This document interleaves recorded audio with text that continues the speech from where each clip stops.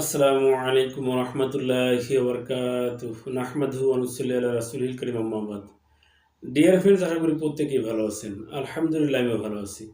বন্ধুরা, স্বাস্থ্য বিষয়ক ইউটিউব চ্যানেল হাকিম ইরশাদুল বারীতে আপনাদেরকে স্বাগতম। সাথে আছে আমি হাকিম ইরশাদুল বারী। বন্ধুরা, শীতকাল শেষের দিকে, গ্রীষ্মকাল আগত প্রায়। এই সময়ে ঘরে প্রচুর পরিমাণে মশার উপদ্রব দেখা দেয়। সেই সাথে তেলাপোকা, বিষাক্ত কীট পতঙ্গ, সর্বোপরি অধিকাংশ বাড়িতেই জিনের উপদ্রব দেখা দেয়। তো বন্ধুরা, এই সকল বিষাক্ত কীট পতঙ্গ, মশা মাছি, তেলাপোকা সহ জিনের উপদ্রব থেকে মুক্তি পেতে কোন ভেষজ ব্যবহার করবেন, আপনাদেরকে আমি সেই ভেষজ নিয়ে আলোচনা করব। তাই বিষয়টি ভালোভাবে বুঝতে সম্পূর্ণ ভিডিওটি দেখুন।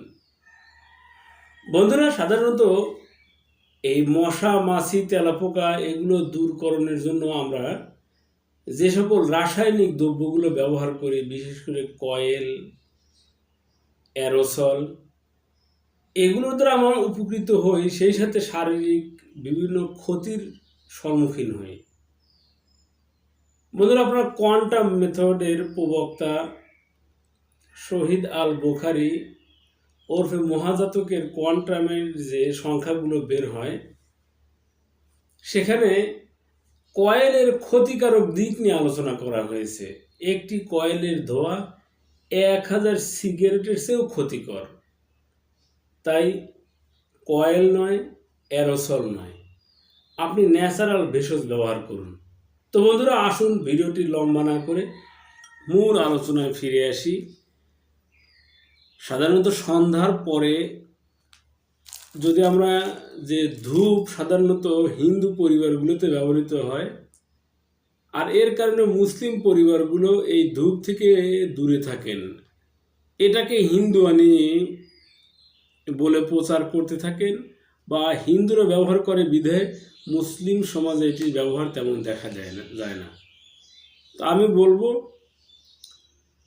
ধোঁয়া সৃষ্টি হয় এমন লাকড়ি জ্বালিয়ে অল্প অল্প পরিমাণে ধূপ ছিটিয়ে দিন। এতে করে বিষাক্ত মশা মাছি তেলাপোকা ঘর থেকে বের হয়ে যাবে। সেই সাথে জিনের উপদ্রব দূর করতে বিভিন্ন মানের আগরবাতি বাজারে পাওয়া যায়। বন্ধুরা, যে কোনো মানের আগরবাতি আপনারা ব্যবহার করবেন। এটি বেহেশতি জেওরে খুব সুন্দরভাবে উল্লেখ আছে। আশরাফ আলী থানভী রহমতুল্লাহ তার কিতাবে লিখেছেন, সাধারণত খবিশ জিন তারা নোংরা জায়গায় থাকতে পছন্দ করে এবং মানুষের বাড়িতে উপদ্রব করে। তারা সুঘ্রাণ সহ্য করতে পারে না, ফলে যেখানে আগরবাতি জ্বালানো হয় ওই বাড়িতে জিনের উপদ্রব থাকে না। সেই সাথে আগরবাতি বায়ুকে শোধন করে, বায়ুকে বিশুদ্ধ করে। তাই এখন রমজান মাস ব্যতীত অন্য সময়ে সকাল বিকেল যে কোনো সময়ে বাড়িতে আগরবাতি জ্বালাবেন। সেই সাথে সন্ধ্যার পরে ধূপ জ্বালাবেন।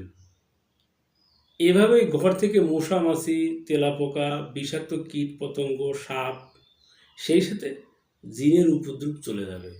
বন্ধুরা, এই ছিল আমাদের আজকে আলোচ্য বিষয়। ভিডিওটি ভালো লাগলে অবশ্যই লাইক দিবেন, কমেন্ট করবেন, সাবস্ক্রাইব করে সাথেই থাকবেন। ধন্যবাদ সবাইকে।